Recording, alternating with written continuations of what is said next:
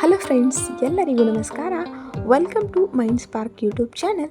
ಇವತ್ತಿನ special recipe ಏನಪ್ಪ ಅಂತಂದರೆ ಮಂಗಳೂರು ಬನ್ಸ್. ಬೆಳಗ್ಗೆ ತಿಂಡಿಗೆ, ಈವ್ನಿಂಗ್ ಸ್ನ್ಯಾಕ್ಸ್ಗೆ ತುಂಬ ಚೆನ್ನಾಗಿರುತ್ತೆ.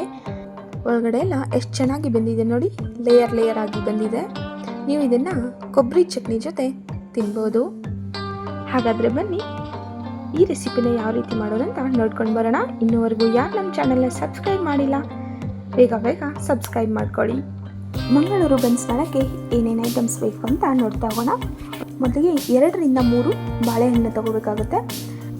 ಸಕ್ಕರೆ, ಉಪ್ಪು, ಅರ್ಧ ಕಪ್ ಆಗುವಷ್ಟು ಮೊಸರು, ಜೀರಿಗೆ, ಅಡುಗೆ ಸೋಡಾ ಅಥವಾ ತಿನ್ನೋ ಸೋಡಾ.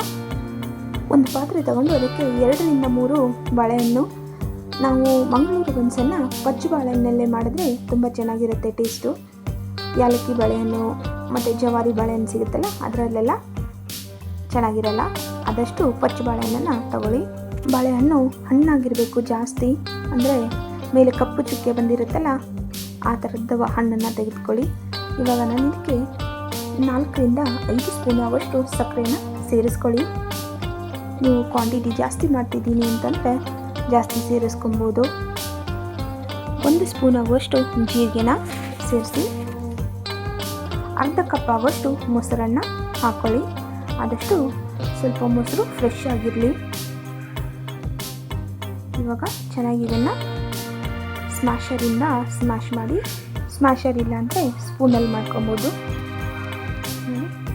ಏನೂ ಗಟ್ಟಿಯಾಗಿ ಉಳ್ಕೊಬಾರ್ದು, ಇಲ್ಲ ಸಾಫ್ಟ್ ಆಗಬೇಕು. ಇಲ್ಲಾಂದರೆ ನೀವು ಬೆಟರ್ ಬಾಳೆಹಣ್ಣನ್ನು ಮಿಕ್ಸಿ ಮಾಡ್ಕೊಂಡ್ಬಿಟ್ಟು ಅದರಲ್ಲಿ ನೆಕ್ಸ್ಟ್ ಎಲ್ಲನೂ ಆ್ಯಡ್ ಮಾಡ್ತಾ ಹೋದರೂ ಆಗುತ್ತೆ. ನಾನಿಲ್ಲಿ ಅಡುಗೆ ಸೋಡಾ, ತಿನ್ನು ಸೋಡಾನ ಸೇರಿಸ್ತಾ ಇದ್ದೀನಿ. ಒಂದು ಅರ್ಧ ಚಮಚದಷ್ಟು ಸೇರಿಸಿದ್ದೀನಿ. ರುಚಿಗೆ ತಕ್ಕಷ್ಟು ಉಪ್ಪನ್ನು ಸೇರಿಸಿ, ಬಾಳೆಹಣ್ಣು ಇಲ್ಲಿ ಸಾಫ್ಟಾಗಿ ಏನೂ ಗಂಟು ಇರಬಾರ್ದು, ಆ ಥರ ನೀಟಾಗಿ ಸ್ಮ್ಯಾಶ್ ಮಾಡ್ಕೊಂಡಾದ್ಮೇಲೆ ಅದಕ್ಕೆ ಮೈದಾ ಹಿಟ್ಟನ್ನು ಸೇರಿಸ್ತಾ ಹೋಗಿ. ಇದರಲ್ಲಿ ನೀರು ಹಾಕಬೇಡಿ. ಆ ಬಾಳೆಹಣ್ಣಿನ ಪ್ಯೂರಿ ಎಷ್ಟಿರುತ್ತಲ್ಲ ಅಷ್ಟರಲ್ಲೇ ನೀವು ಮೈದಾ ಹಿಟ್ಟನ್ನು ಸೇರಿಸಿ. ಇಲ್ಲನೂ 3 ಕಪ್ ಆಗುವಷ್ಟು ಹಿಟ್ಟನ್ನು ಸೇರಿಸಿದ್ದೀನಿ. ಹಿಟ್ಟನ್ನು ತುಂಬ ಗಟ್ಟಿಯಾಗಿ ಕಲಿಸ್ಬೇಡಿ, ಮೀಡಿಯಮ್ ಆಗಿ ಕಲಸಿ. ನೋಡಿ, ಇವಾಗ ಹಿಟ್ಟು ರೆಡಿಯಾಗಿದೆ. ಸ್ವಲ್ಪ ಕೈಗೆ ಎಣ್ಣೆ ಹಚ್ಕೊಂಡು ಹಿಟ್ಟನ್ನು ಚೆನ್ನಾಗಿ ಮಿಕ್ಸ್ ಮಾಡಿ 8 ಗಂಟೆಗಳ ಕಾಲ ಹಿಟ್ಟು ಚೆನ್ನಾಗಿ ನೆನೆಬೇಕಾಗತ್ತೆ. ನೋಡಿ, ಇವಾಗ 8 ಗಂಟೆ ನೆನೆದಾದಮೇಲೆ ಚೆನ್ನಾಗಿ ಹಿಟ್ಟು ಸಾಫ್ಟಾಗಿ ಇದೆ. ಇದನ್ನು ಇನ್ನೊಂದು ಸಾರಿ ಕೈಗೆ ಎಣ್ಣೆನ ಹಾಕ್ಕೊಂಡು ಚೆನ್ನಾಗಿ ಮಿಕ್ಸ್ ಮಾಡಿ. ಎಣ್ಣೆ ಹಚ್ಕೊಳ್ಳಿಲ್ಲ ಅಂತಂದರೆ ಕೈಗೆ ಅಂಟುತ್ತೆ ಜಾಸ್ತಿ, ಅದಕ್ಕೋಸ್ಕರ ಎಣ್ಣೆ ಹಾಕೊಬೋದು. ಇಲ್ಲಾಂದರೆ ಮೈದಾ ಹಿಟ್ಟಿರುತ್ತಲ್ಲ ಅದನ್ನು ಕೈಗೆ ಹಚ್ಕೊಂಡು ನಿಮ್ಗೆ ಯಾವ ಸೈಜ್ ಬೇಕಲ್ವ ಆ ಸೈಜ್ದು ಉಂಡೆನ ಮಾಡಿ ಎತ್ತಿಟ್ಕೊಳ್ಳಿ. ಇವಾಗ ಒಂದು ಪ್ಯಾನ್ಗೆ ಎಣ್ಣೆನ ಹಾಕಿ ಬಿಸಿ ಮಾಡೋಕ್ಕಿಟ್ಟಿದ್ದೀನಿ.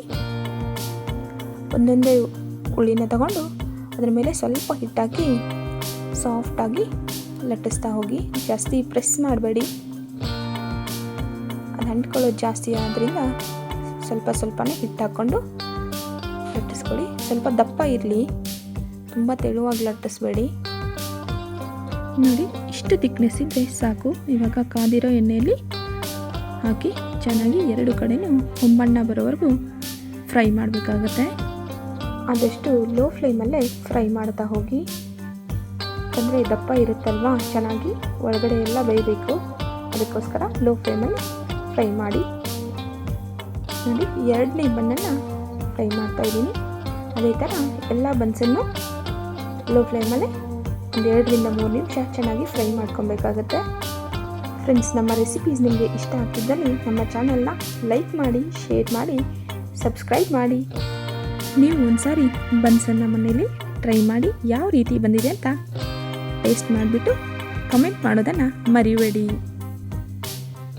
ನೋಡಿ ಫ್ರೆಂಡ್ಸ್, ಇವಾಗ 2 ಸೈಡು ಚೆನ್ನಾಗಿ ಬೆಂದಿದೆ. ಇದ್ರ ಜೊತೆ ಕಾಂಬಿನೇಷನ್ ಆಗಿ ಕೊಬ್ಬರಿ ಚಟ್ನಿನ ಮಾಡ್ಕೊಬೋದು.